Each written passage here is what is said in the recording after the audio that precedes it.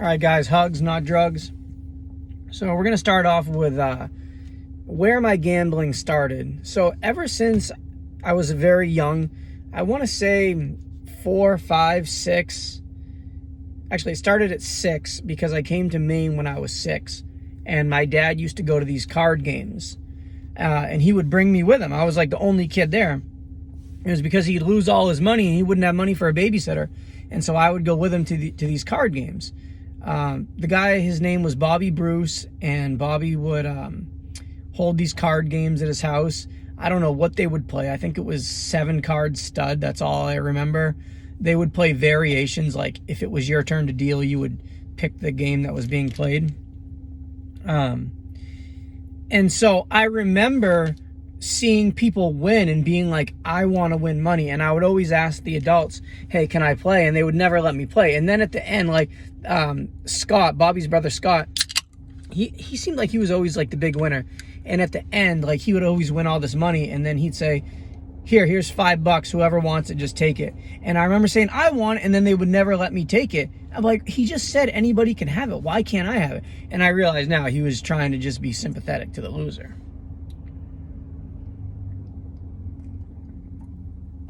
But, yeah, and so I remember just wanting to gamble, trying to figure out and understand cards. I'm like, if I can get money, because my family never had any money. So I'm like, if this is a way to get money, I want to figure out how to do it. And I saw Scott and Bobby winning, and they had a nice house. And on the 4th of July, they'd light off fireworks. They have bottle rockets, and they light them off for hours. They'd play cards and they light off bottle rockets, and they do firecrackers. They do jumping jacks. They'd have the birthday cakes with all the firecrackers in them. And I just thought these guys were so cool. I loved fireworks. I loved cards. I didn't like beer, but they seemed like pretty cool guys, but they all drank beer. And yeah, and so making money playing cards just seemed like a really easy, great way to fulfill my life for needing money, because I was so broke. So my whole life, I thought about gambling, and it was always stuck in my head. Like when I turned 18, because I lived in California, I was like, when I turned 18, there's 18 plus casinos that I can go to. I'm like, I am gonna go and I'm gonna win a bunch of money. So I had this military ID, and if you're familiar with the military, if you're a dependent of a military person, meaning like if you're the son, which I was the son of a military person, or if you're the wife, or if you're somebody that's in the household, you get a military ID. And the dependent IDs were black and white, or like kind of like yellow and black, but like, yeah, black and white. And so I had this ID, and I realized, well, my ID is black and white. I can just scan it and then print it, and it's still going to be black and white. I don't have to do any, there was no security features on this ID. So what I did was, did I scan it? I think I just took a picture of it with a camera. I don't know if I scanned it or not, but I somehow scanned it or got a picture of it. Went on my computer and went into Paint. If you remember, Paint is just like Microsoft Paint. And I used the eraser, and I just erased the age, and then I used the text, and I typed in, my birthday was, whatever, and I erased the birthday, and I typed in a different year. I forget what year it was, but so I put a different year in, and the way I did it in Paint was I enlarged it. So I went in, I scanned it, and then I enlarged it. Instead of keeping it like this small, I made it this big, because it was so hard to erase the birthday and put a new birth date on. But it was easy to enlarge it and then erase it slowly. And so that's the way I was able to do it. So I have it enlarged. I have this eraser, and I'm just going through, erasing the birthday. And then once I erased the birthday, I put it back down to normal size, and then once it was at normal size, then boom, then I could stick the number on there. And actually that didn't even work. What ended up happening is that part didn't work. So what I ended up doing is taking the ID and then printing out a number. Like, let's say it was, let's say we'll put 79, right? So I printed out 79 and I cut a little square out and I took the 79 and I put it on top of the ID card where the birth date was. And then I took a picture of that. And then after I took the picture of it, then I kind of, I went into Paint and I like, this is hard to explain. I went into Paint and I just made it blend in, if that makes sense. Like I kind of just altered it a little bit so it blended in. So then when I printed it out, it looked a little off. Like the birth date looked slightly off, but it also looked slightly passable. Like if I just looked at it, I'd be like, okay. And if you sat there and really studied it, you would see that it was fake, but it worked. And so I was able to gamble at 18. And so I started going to these casinos in Palm Springs, and all my friends, well, I don't have a lot of friends, but I have a couple friends, and they're like my age younger, like 17, 16, I'm 18. And so what happens is when you go into the Spa Resort Casino, which was the casino of my choice at the time, I was playing blackjack. If you go in, people go out to smoke. So they don't want to have to keep showing their ID every single time they go, you know, they're going out to smoke. Here's my ID, go out to smoke here. It's annoying. So what they do is, if you're a smoker or you go out frequently, what they do is they give you a stamp on your hand. Now the stamp was like a circle, and then in the circle was like some sort of artwork, but the artwork was like an eagle, okay? So it wasn't anything intricate. It was just kind of like a bird or something. And so what I would do is I'd go in the bathroom of the Spa Resort Casino and I'd wash my hands. And after I washed my hands, I wouldn't dry them. I'd leave them really wet and damp. So then I'd go out and smoke a cigarette and I'd say, hey, can I get a stamp? So then he'd stamp my wet hand. So it was real moist. My friend would be waiting for me in the car. I'd go in the car and I'd take my hand and I'd go to his hand and I'd go like this and I'd press really hard and I'd let go, and then boom, and then he would have that circle, and the eagle was backwards. But if you're just going like this and showing it to security, he's not even really gonna know. It looks identical.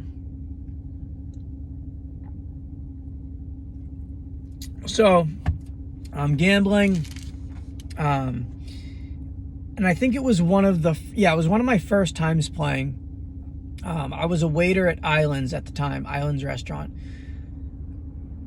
And in tips at Islands, I would get maybe 100 if I worked a double, maybe 200. I never made more than like 250, and I never made less than like 75 a shift. So I always had like a decent amount of cash to go into the casino and play with. And so I remember I went in one day, I think I had, and then on payday you had your paycheck, and I had a couple $100 more. So I don't remember the exact amount. Let's just say I went in with $200. So I go in with $200, and I'm playing. And if you know basic strategy, you know what I mean? Like if you don't have 17, you hit. If you've got like 15, if you've got 17 or over, then you stay. Well, I was so new to blackjack that I didn't even know basic strategy. I was just like, hit, stay. If I, you know what I mean? Like if I have 20, maybe I'll get an ace. I'll hit, just like dumb stuff. I didn't know like basic strategy at all. I'm gonna keep driving, guys. I gotta go somewhere. So I'm playing, and I get 10s, and I split the 10s because the dealer had like a 6 or something. So I split the 10s, and I think my bet was like 50. So then I got them split, and I got doubled down. I just got all kinds of cards on the board, and I'm like, man, I remember thinking like, if I hit this, that's a lot of money. I don't know how much it is, but that's gonna be a lot. So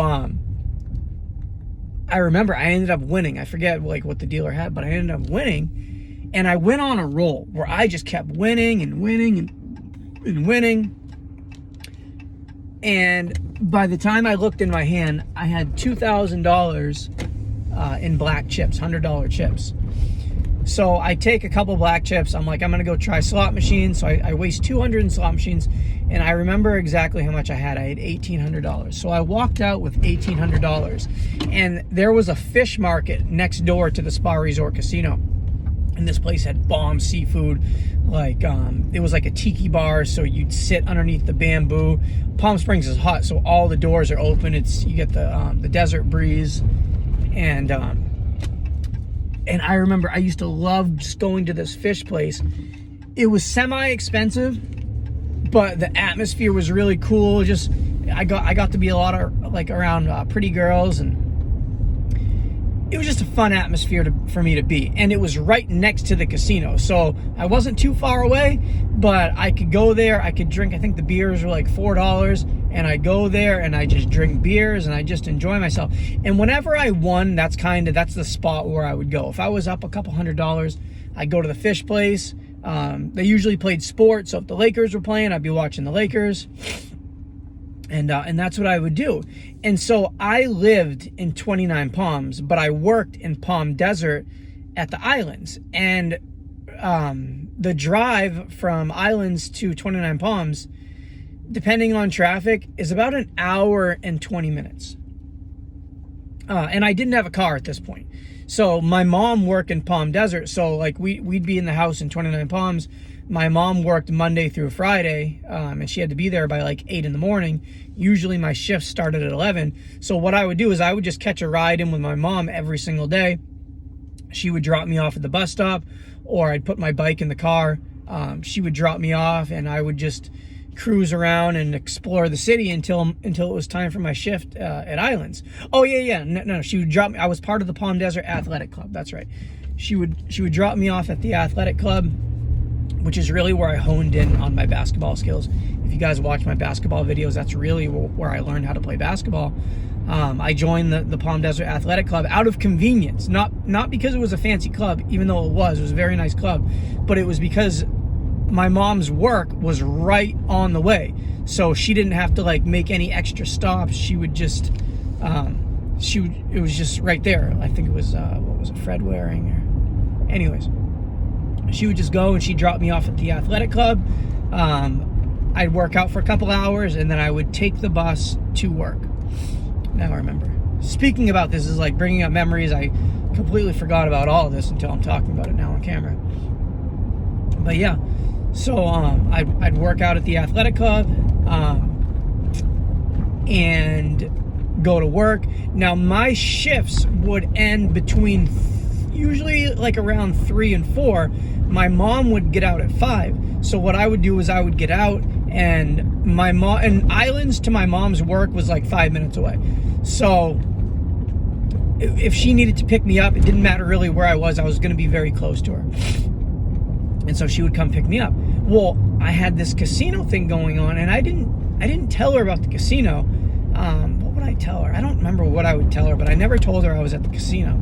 And so I would leave work, I'd get my tips, I'd catch the bus. It was about a 35-minute bus ride over to Palm Springs, and I'd go to the casino. Well, sometimes I'd be winning, or I'd be in the middle of the session, and sometimes my mom would pick me up in Palm Springs too. But if I was winning, I would tell my mom, hey mom, I'm just gonna spend the night at a friend's house, and I'm gonna go to work tomorrow, and you can pick me up tomorrow. Well, I really didn't have any friends' houses to go to. What I would do is I'd win or lose, but if I won, the plan was to spend the night at a hotel, and I'd always try to save there was a place that had a $40 hotel with tax. I think it was like $45.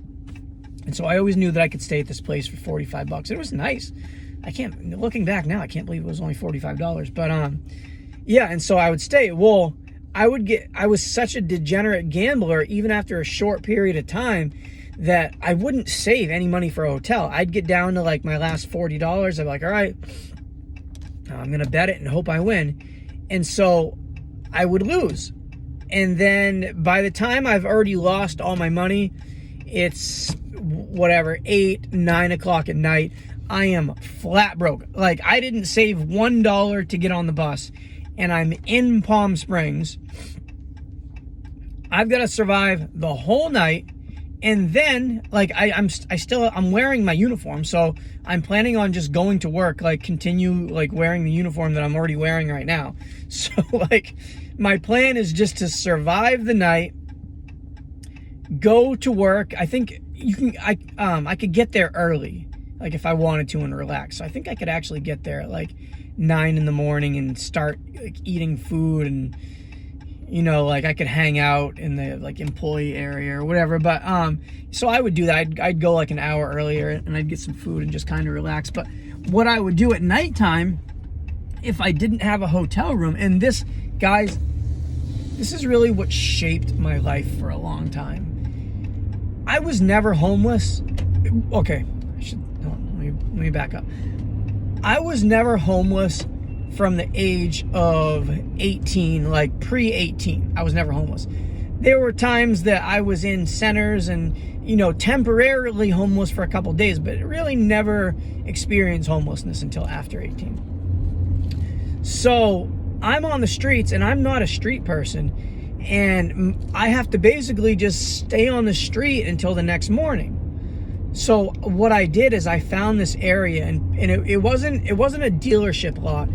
It was an area where people would independently sell their cars, and they would just like park them in this area, and it was like a high traffic area. It was like a big intersection, and people would park their cars there and put a for sale sign on.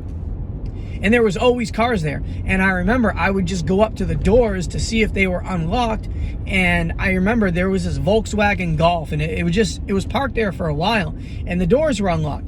So I would just open it. I'd go in the back seat, and I would just lay there. And when I had to take a piss, I'd get out and I'd take a piss, and I would just, I had a cell phone, but cell phones weren't like you can just be on your phone and watch YouTube.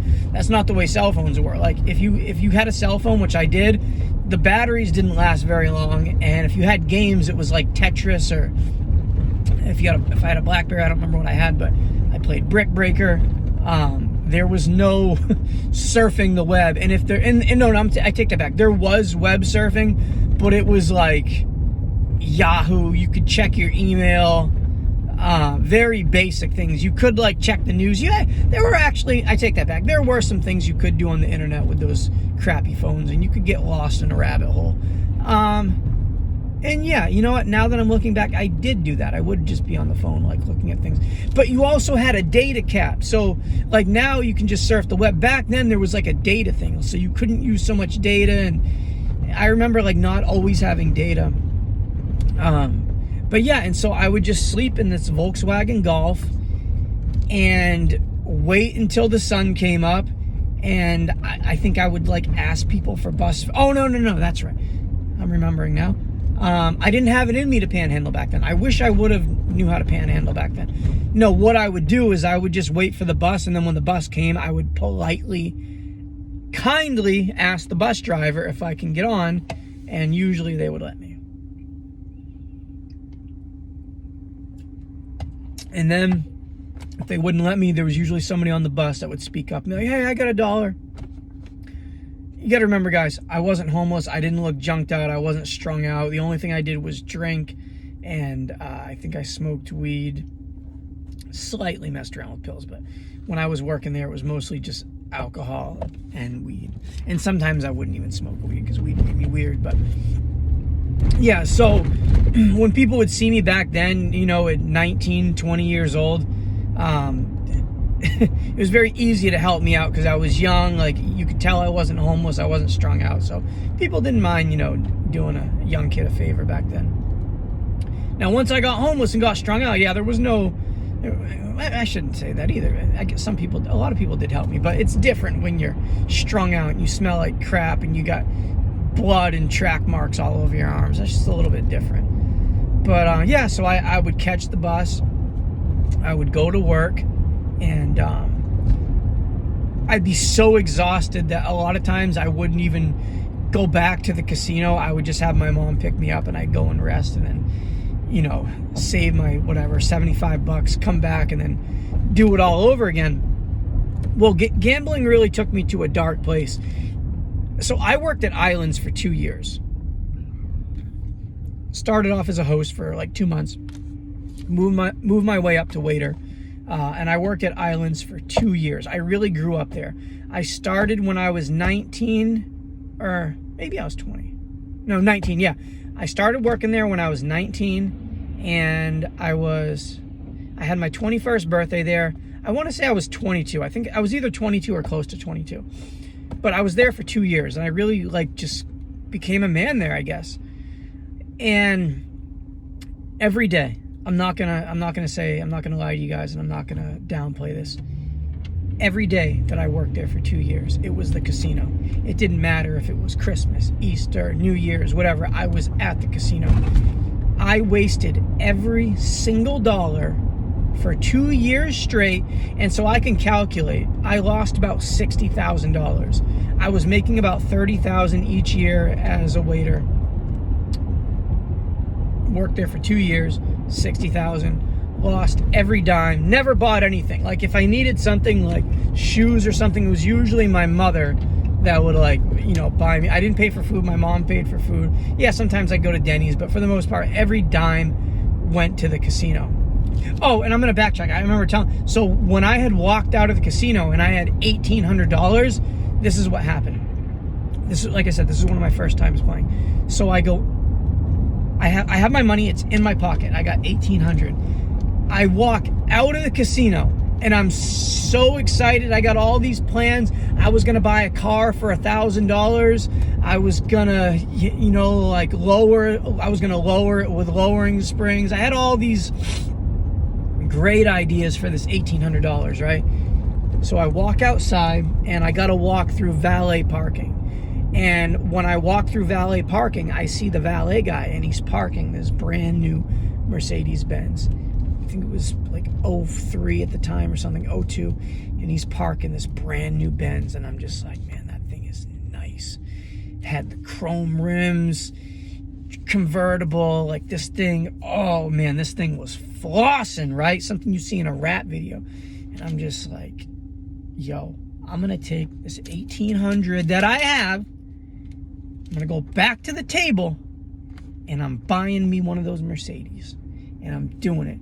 And I'm like, I can do it. I put all the faith I had in myself, every ounce of courage. I'm like, I'm going to go back to that table and I'm going to face that dealer. And when those cards are coming, I'm going to make the right decision. And then I'm going to get $20,000 and I'm going to go down and I'm going to buy one of those Mercedes. I'll buy it used. I'll get last year's model. And I went back in. I sat down. I started winning at first, and then I went to High Limit Gaming. High Limit Gaming is minimum $100 a bet. I go and I sit down with this guy, and this guy's got stacks of black chips, right? I start talking to him. He said he was a musician. He didn't tell me what band, but probably some famous musician. And he's got like 30K in front of him. And I sit down and I play, and I lose every dime. And my pride said, I said to the dealer and the guy, I said, yeah, I said, I'll be right back. I'm going to go to the ATM, get some more cash. You guys just saved my seat, all right? All right. Bet. Yeah. And I didn't go back. And so, yeah.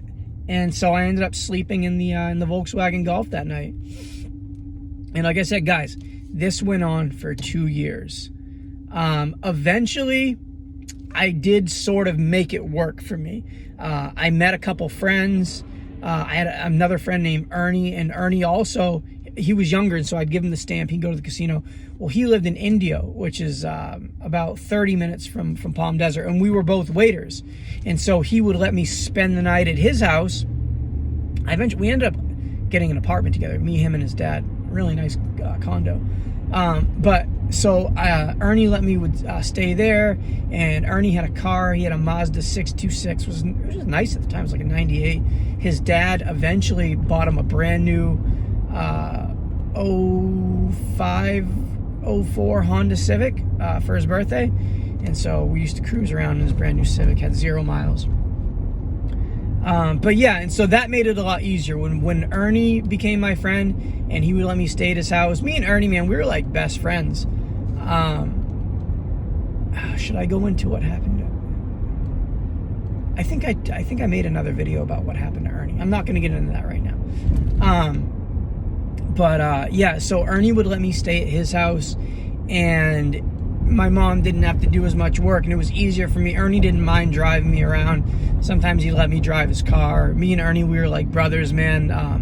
he like, I was in shape from going to the gym and playing basketball, and Ernie was very out of shape, and so I sort of became like Ernie's personal trainer. Like, he started playing basketball with me, he started lifting weights, he started getting confident, he started feeling good about himself, and I think that's why Ernie hung out with me, is because I was like making him feel better about himself, getting him into shape. He was young, and he had a dad, and that was it. But his dad worked 24 hours a day, so he had really no support, and I was like his support system, and he was like my support system. It's not, and I wasn't using him, because I truly did like him as a friend, but like, he was like my support system because he had a car and he had somewhere I could stay, and it made me feel comfortable that I didn't have to be homeless at night, and depending on my mom, it made me feel like sort of independent. It was almost like I had a car, even though Ernie had a car. It was like I had a car, since Ernie would bring me wherever I wanted to go. Like, if I was at work and I wanted to go out and sit in his car at lunch, here's the keys. My friend Nate sold weed at the time. Nate gave me free weed. I'd hook up Ernie with a little bit of weed, and so yeah, and so that's how that happened. And I also met a friend named Dave Lawler. Dave also would let me. Dave was young, or I was 21 at the time. Dave was either 20 or 19. So Dave technically couldn't drink at the. Dave eventually turned 21, but so Dave, I would buy Dave beer since I was 21. Dave would let me stay at his house. That was a big help. And as I continued to work at Islands longer, like, I started to make more friends, to where if I needed something, I could ask somebody. I don't even want to say it was like that, because I was still pretty antisocial, and people pretty much rejected me. A lot of people didn't like me. There were a few people that were like me that worked there. When I say like me, like poor family, hard upbringing. But yeah, and so I met this girl, and her name was Karina, and Karina became my. Oh, sorry, I'm gonna drift into this. So I wanted to play blackjack. I wanted to be in the casinos 24 hours a day. I didn't want to have to work at the restaurant. I wanted to just start my own business and play the bigger games. Like, I didn't like playing for $10, $20. I wanted to play like the way these bigger guys were playing, with big